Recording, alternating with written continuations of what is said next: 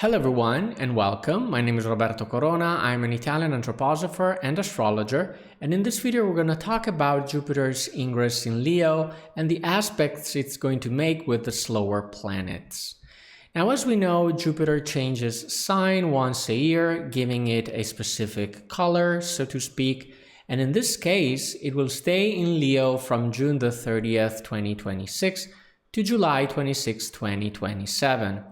Now, as we will see, the moment of its ingress in Leo represents one of the most significant months of this transit, since Jupiter will activate the long trine between Uranus and Pluto, which will be perfected in July and promises a very intense summer involving riots, protests, revolts, and revolutions.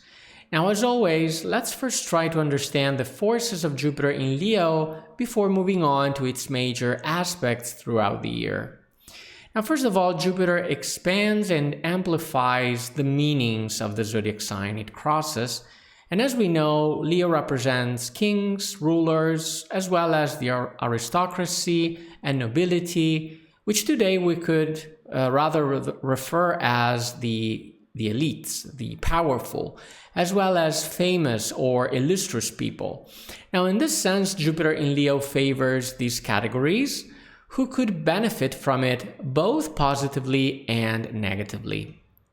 Now, on the positive side, Jupiter in Leo allows leaders to achieve great results, effectively allowing for advancement in the fields they represent. And in general, such achievements are the foundation of society's progress, since achieving excellence in a field in the medium to long term is going to benefit everyone. So this is a good thing. For example, consider political leaders, the great tech titans, the elite of the financial world, as well as sports champions. Regardless of their sector, Jupiter in Leo promises success, great achievements, awards, and recognition. Now, on top of that, Jupiter as a great benefic can lead to large donation, charity, and philanthropy, especially from those with significant economic resources. Now, this could also lead to benefits, concessions, or donations from the state itself. Now, this, of course, also applies to the negative, where we might witness similar manifestations, but in distorted forms. We're talking about ego-focused, empty self-celebrations that can lead to a personality cult, as well as purely demagogic and propaganda demonstrations aimed at making these figures shine despite their mediocrity or their failures. And on top of that, these are demonstrations in which a lot of money is wasted. Now, in this sense, the already very delicate balance between rulers and the people must be protected. To do so, Jupiter also acts through justice, which is one of its main meanings. Now, Leo is the zodiac sign of the exile of both Saturn and Uranus, who are the lords of Aquarius, Aquarius being the opposite sign of Leo, right? Now, this means that justice here is not a social justice where we are all equal. On the contrary, it is a justice that aims to protect the elite, favor investors, as well as big businessmen. Now, for this reason, we may witness not forms of injustice, Jupiter is a benefic planet, but rather rules or sentences that favor the powerful first, and only by extension the common people. Now here, in fact, Jupiter acts on the masses, shining in its meanings of generosity or grace, rather than treating everyone as equals. Now, from a spiritual perspective, today the tropical sign of Leo overlaps with the starry image of Cancer, and this constellation in astrosophy represents the impulse of materialism. But after the event of Golgotha, this constellation carries within itself the potential to overcome materialism as well. And to do so, we can count on the help of spiritual guides and teachers, as well as enlightened entrepreneurs, capable of guiding companies towards a spiritual goal. Now, among the great spiritual teachers, we obviously remember Rudolf Steiner, who in his birth chart had a Jupiter in Leo culminating at the midheaven.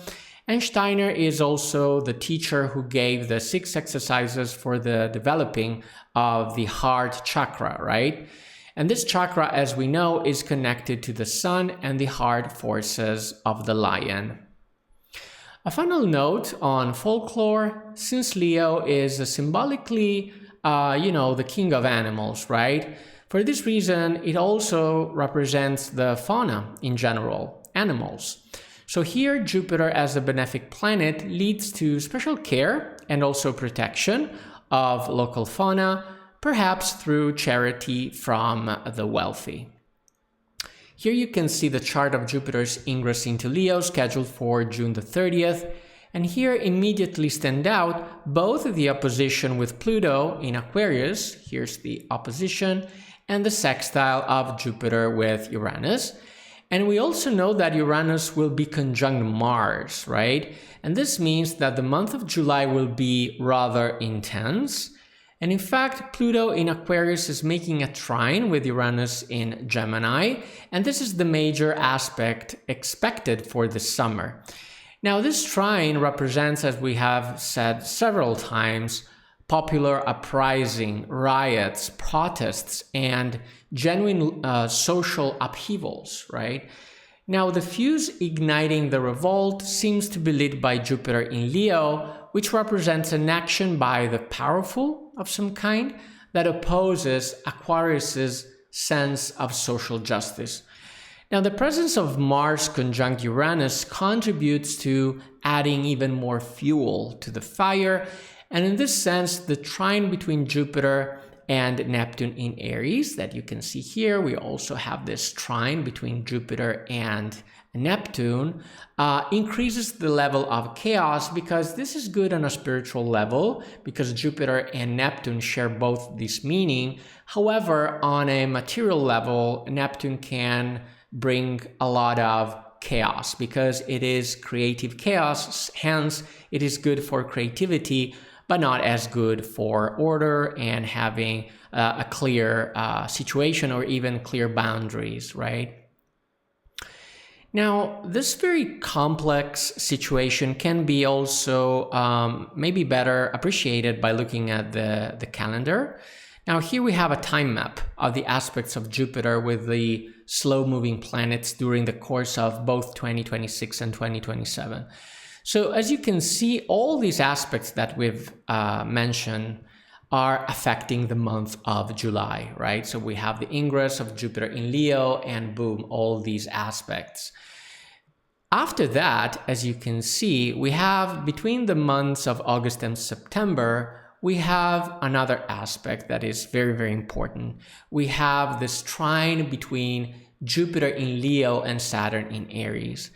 Now, this trine is crucial because, as you can see, in 2027, we have again this trine, and it is going to be very long because it extends for almost 6 months from March to mid-August, right? Now, it is very, very important to understand what this trine is all about because it's one of the main aspects of 2027, and we have a little preview of that between August and September of this year. Now, we have already discussed about the potentially problematic influences of Saturn in Aries that could lead to use of military force to impose the will of the powerful. Now, it should be noted that this trine could lead to attempts to subvert governments or even actual coup d'etat. In fact, Jupiter in Leo can represent an excess of Leo energy, an excess of personality of Leo forces, to the detriment of legality, especially because Saturn in Aries is in its fall, and Saturn represents boundaries and rules. So Saturn in Aries is not good for legality in general. Now, this means that we must remain very vigilant because, on the one hand, the crowds revolt for some reason, but on the other, the powerful could react to that with force, triggering a very dangerous escalation, especially in a historical period in which democratic values are in great distress, to say the least.